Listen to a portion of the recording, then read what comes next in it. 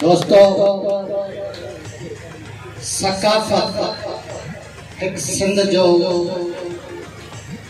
Culture जैसे असा महदूद करे टोपी अजरक ते रखी छे। हकीकत पुछो तो सकाफत जा इलाही रंग आहिनि ऐं असांजी सकाफत ऐं असांजी तहज़ीब जेका चंद सालन जी न आहे, हज़ारों साल सिंध जी तहज़ीब ऐं सकाफत हली अचे पई। अॼु उन तहज़ीब ऐं सकाफत खे कहिड़ा ख़तरा दरपेश आहे। पोइ उहे दंगन नंगन ते हुजनि, वसीलन हकन ते हुजनि, सिंधी टोपी अजरक ते हुजनि, दरिया जी सूरत में हुजनि, असांजी खेती सिरसेती जी सूरत में हुजनि,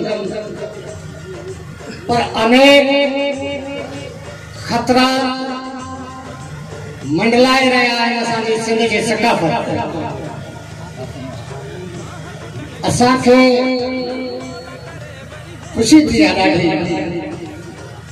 त क़ौमी अवामी तहरीक ही प्रोग्राम रखियो आहे, पर अॼु ऐं सुभाणे पूरी सिंध में सकाफत खे उजागर करण लाइ हज़ारे महफ़िलूं, हज़ारे जलसा, हज़ारे रैलियूं दरामद ऐं बरामद थींदियूं। अचो असां सोचूं, असांजो नौजवान तबको भी वेठल आहे, बुजुर्ग भी वेठल आहिनि, त असांजी सिंध ते मुख़्तलिफ़ एंगलनि खां कहिड़ियूं काऊं थी रहियूं आहिनि, कहिड़ियूं माफ़ियाज़ असांजी सिंध ते मुसलत थी रहियूं आहिनि। पोइ धारियुनि जी यलगार हुजे, पंहिंजनि दलालनि जी यलगार हुजे, वाना वज़ीरिस्तान जी यलगार हुजे, बिहारी बर्मी जी यलगार हुजे, पिंडी गुजराला जी यलगार हुजे, या कंहिं राज एजेंट जी यलगार हुजे, असांजी सिंध ते, असांजे सिंध जे कल्चर खे ख़त्म करण लाइ, असांजी ॿोली खे ख़त्म करण लाइ असांजे दंगनि जी हथ जुरांद कई पई वञे।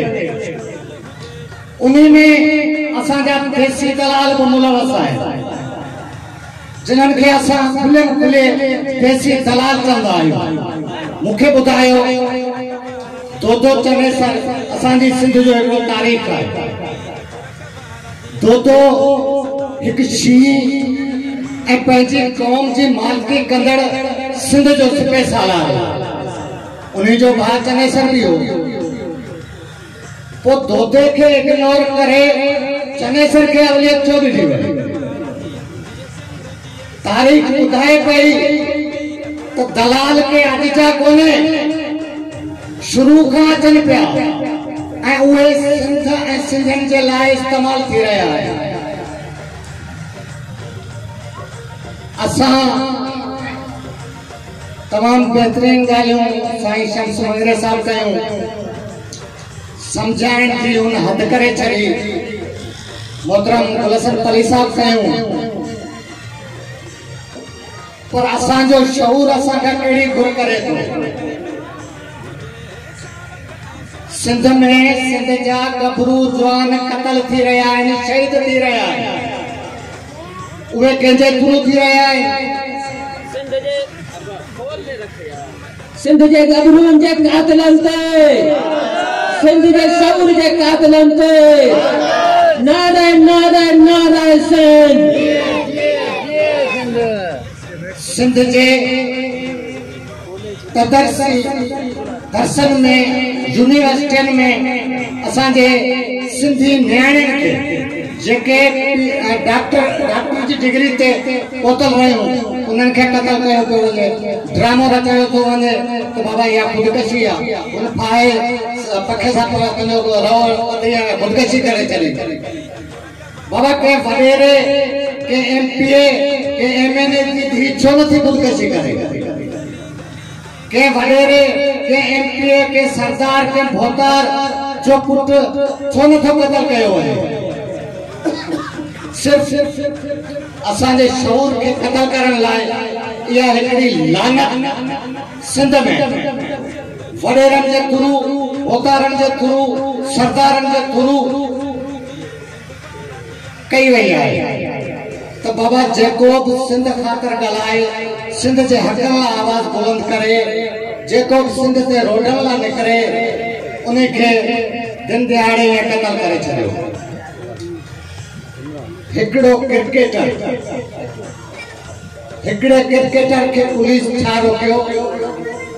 पूरे मुल्क में सही अफरा तफरी मची वई। नवाब शाह सकरन जो वाक़ियो ऐं नवाब शाह में 7 खां 11 खंडन जो सरेआम क़तल कयो वियो। पुलिस ख़ामोश, इंतजामिया ख़ामोश। जलबाणी वाक़ियो क़तल थिया, पुलिस खामोश, इंतजामिया खामोश, सिंध गवर्नमेंट खामोश। यार ही केड़ो मजाक आहे? तव्हां हिकिड़े नंढड़े एक्सीडेंट ते तव्हां पूरे थाणे खे लागू था करे छॾियो। हेॾा 7 मर्डर थियनि पिया, उते कानून हरकत में नथो अचे। सो लिहाज़ा टाइम इलाही काफ़ी थी वियो आहे। मूंखे मुक़सर करणु खपे त असांजे कल्चर ऐं असांजी सकाफ़त सिर्फ़ सिंधी टोपी ऐं सिंधी अदरक कोन्हे, पर असांजे दंगनि नंगनि ते हमला थी रहिया आहिनि। फ़लस्तीन जो मिसाल तव्हांजे साम्हूं आहे।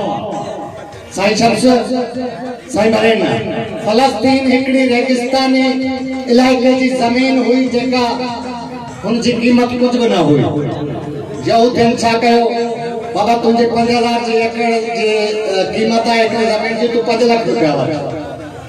जॾहिं उहा ज़मीन उन्हनि जे पेरनि हेठां खिसकी वई त अॼु फ़लस्तीननि जो असर जेको थिए पियो, उहा फ़लस्तीननि वारी वेड़ सिंधियुनि में कोन्हे। सिंधी के पंहिंजे हक़ ऐं राइट्स जे लाइ 20 ॼणा एहतजाज नथा करे सघनि। असां ही क़ौमी कारकुन ज़ोरी ज़बरदस्ती मिंटू सिंधू करे एहतजाज मुज़ाहिरा कराईंदा आहियूं। पंहिंजे हक़नि लाइ जेके कुनरी उमरकोट में नथा अची सघनि, उहे इहे फ़लस्तीननि वांगुरु कोन था विड़ी सघनि पंहिंजे हक़नि लाइ। सो ख़ुदारा सिंधियो, सिंध वासियो पंहिंजो शऊर पैदा कयो। सुभाणे इहे वॾेरा तव्हांजे ॻोठनि में ईंदा। असां पंहिंजे बचनि खे वाटर वारो पानी पियारे उन लाइ मिनरल वाटर जो बंदोबस्त कंदासीं। असां पंहिंजे बचनि खे पुराणी दिल्ली विछाए उन लाइ टॉयलनि जा हंध जा बंदोबस्त कंदासीं ऐं ॾाढी रिफ्रेशमेंट थींदी, गुल निशावर कंदासीं। इन्हनि असांजो कयो छा आहे? इन्हनि असांखे ॾिनो छा आहे? घटि में घटि सिंधी हर नौजवान जो उन्हनि खां इहो पुछणु फर्ज़ थिए थो त बाबा तव्हांखे 5 साल असां वोट ॾेई कामयाब करे असेंबली ताईं मोकिलियो, हाणे तव्हां 5 साल गुज़ारे आया आहियो त तव्हां सिंध में छा कयो आहे? उन जो असांखे हिसाब किताब ॾियो। घटि में घटि इहो पुछण त असांजो हक़ आहे या न आहे? केरु चए थो हक़ आहे उहे हथ मथे कर। इहो हक़ असांखे हासिल आहे। जवाब दे, जवाब दे हुक्मरान, जवाब दे, जवाब दे, जवाब दे, जवाब दे, जवाब दे, नारे नारे नारे सिंध। तमाम उन्हनि जी रिस्पेक्ट कंदासीं। असां लाइ क़ाबिल एतिराम आहिनि, उन्हनि खे इज़त कंदासीं। पर असां पुछंदासीं त तव्हां सिंध लाइ कयो छा आहे? अगरि तव्हां वटि को जवाब आहे त ॾियो, न आहे जवाब त पोइ वोट खां तव्हांखे असांजो जवाब आहे।